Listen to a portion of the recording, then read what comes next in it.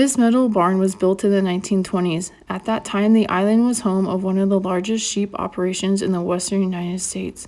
More than 10,000 sheep grazed on the island in the spring. The building was designed to mechanize the shearing process. A gasoline engine turned the large shafts you see overhead. These in turn powered 10 individual shearing stations. All right, Benny, let's see what you got. Carson, you don't have to yell here.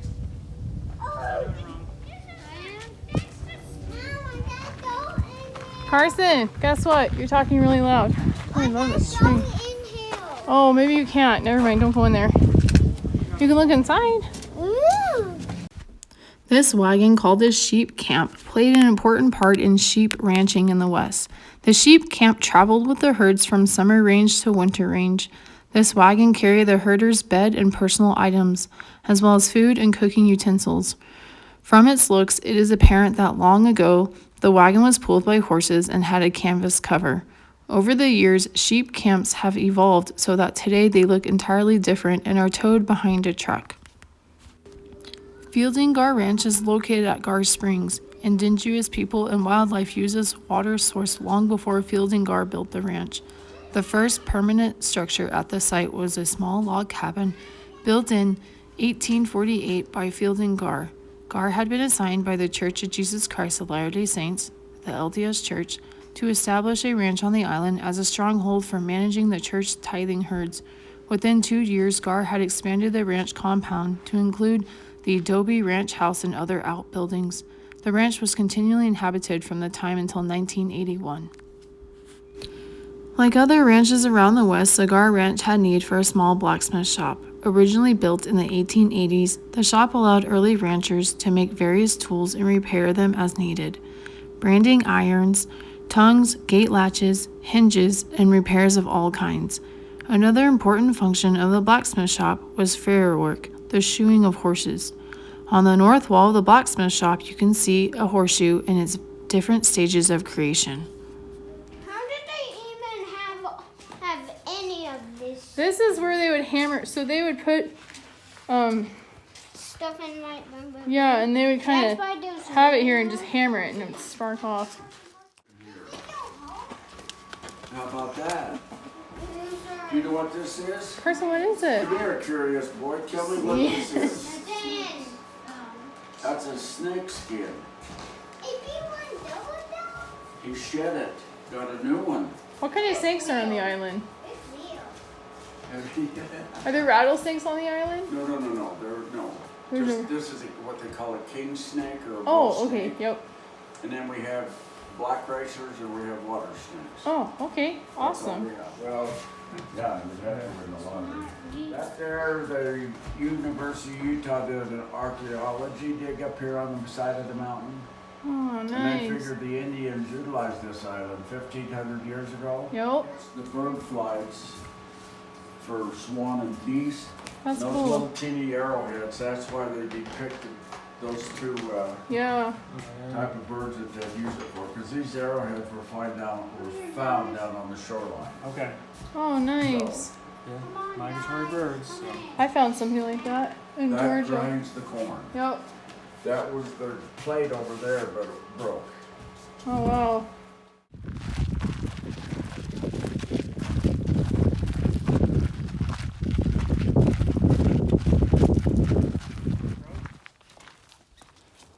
Means you can't go in there.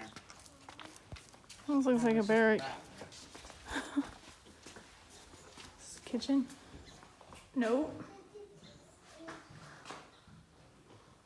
The washroom. Shower and toilet.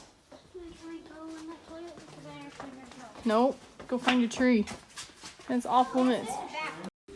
The ranch house kitchen. This room is furnished as it might have appeared in 1973. At that time, the Antelope Land and Cattle Company had just purchased the ranch operation. The island operation was smaller than during previous years. Most of the time, there were only 2 people, Lester and Joanne Hunt, living on the ranch. For this reason, the kitchen resembles most other kitchens of that time, with a propane gas oven, range, and amenities such as gas, electricity, running hot water, appliances, etc. Ranch House Dining Room. During the 1940s, this room was a center of social activity at the ranch. During the wheat harvest, more than a dozen ranch hands sat at the table for 3 meals a day. After evening meals, family members and ranch hands played Monopoly or gambled for matchsticks in a light-hearted game of poker. Although the ranch manager, Mr. Harwood, went to town for supplies once or twice each month, the radio was an important source of information for those who stayed on the island. While the ranch hands might have focused on chores around the ranch during the day, each evening the battery-powered radio brought disturbing news of World War II. This living room is the oldest part of the house, built in the late 1840s. At that time, the ranch was the home of the tithing herds for the LDS Church. Furnishing in this room reflected Fielding Gar's residence. The isolation of the Mormon settlements, combined with the lack of local hardwood, forced them to produce a unique style of furniture. Simple lines and oversized members and joints are necessary for strength when working with local pine. The living room filled social needs for Fielding Gar in the same way that the Hardwoods used the dining room and Joanne Hunt used the kitchen. Later occupants of the ranch used this room as a master bedroom. Window. I think this is. They always have to have creepy old dolls. Oh, 2 creepy old dolls. Mom, I think this is 10 degrees. The old bedroom. 2 degrees cooler. That's what the house looked like back in the day. Oh, I can't do creepy old dolls. Why do they have to be dolls? Why can't they be like horses? Oh, there's horses. I have a horse and a creepy old doll. Hey, my mom has one of those for my grandmother. Yes, I do. Huh. Root cellar. Mom, it's like 10 degrees cooler. Oh, really? Yeah. Okay, let's go in the basement. The various owners of the ranch use the cellar in different ways, depending on the needs of their ranching operation. Some families use this as a cold storage room for sides of beef or pork, as well as perishable dairy products. Other families use it as simply as a pantry, stocking the shelves with canned goods. Stop, Jake. Here, you guys watch Dad.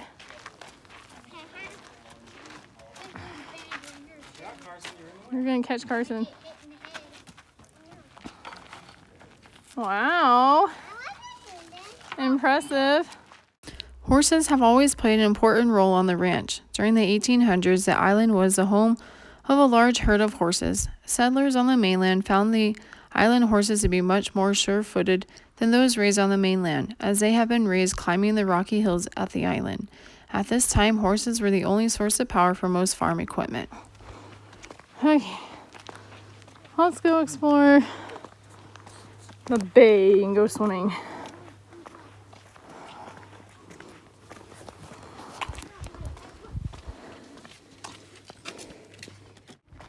This is the start of the trail that we were supposed to do, but because of the lack of interest from my children and extreme heat, we decided not to. It's 3.2 miles one way. The elevation gain is 2,084 feet. It's pretty difficult and steep, very rocky. You're not allowed to have pets. It's 6.6 miles out and back. So depending on how awesome you are at hiking or how awesome you are in shape, it might be quicker for you. That is the peak right there. It's really pretty once you get to the top. You can see a 360 view of the Salt Lake and the surrounding areas. Be mindful, there are bison and coyote. So just make sure you are watching out for your surroundings and those who are hiking with you. But give it a go. It is a beautiful hike. I recommend hiking it in the springtime or the fall, because the summer has a lot of bugs and heat is a concern, like it is today. It's summer, so have fun.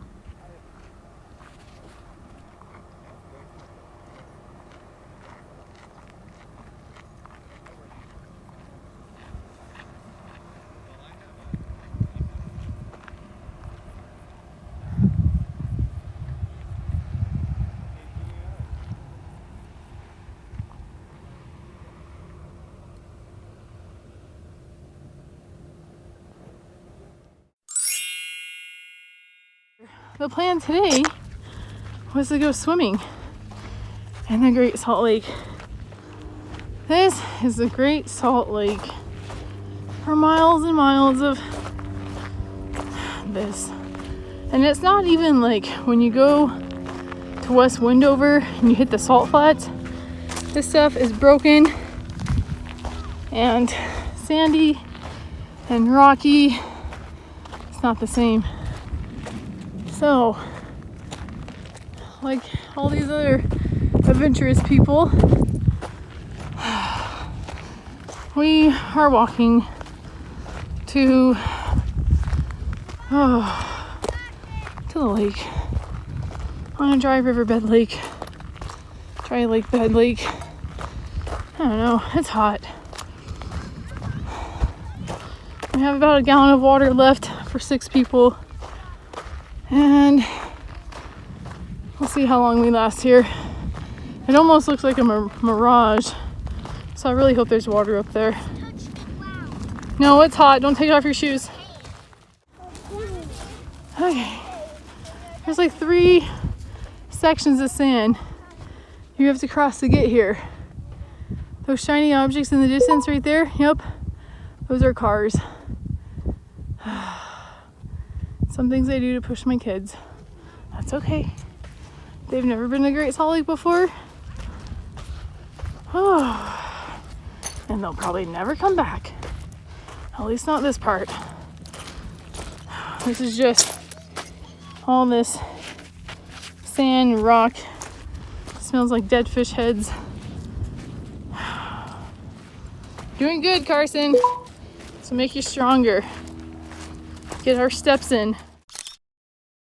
Welcome to the Salt Lake. Oh. It feels very weird and very gross. I don't want to be stuck. Whoa! It's gross. It's so gooey. Uh-oh. I'm stuck. I'm losing my shoes. Tito, help me. Out of the water. I jumped! Oh, gross. Mom, I jumped! No, out of the water. It's quicksand. I jumped! But it's fun. No. We can't get in? Oh. Well, can we just float on our backs then? If you want to, but please don't sink. Can I pee in my Maybe you pants? can try down that way where there's more people. Yeah, guys, let's go where the people are. Grab your shoes and walk this way. All right, Great Salt Lake. It is difficult with young kids because the water is very muddy. So there's a pavilion right there that we are going to attempt to walk back to that pavilion and not all the way over there. It's probably the same distance or not, I don't know, but walking in sand and rock versus staying on this hard sulfur land is hopefully better. I guess we'll see when we get over there. Gross, dewy, and mooey. The mucky Salt Lake. Then I jumped. You guys ready to go? I don't want to sit down. Okay, then let's go back. This is kind of boring, but really pretty right here. It's just, Then what are we watching this that are holding our feet? all right, let's walk to the pavilion. I think I see Dad's, I think I see our car.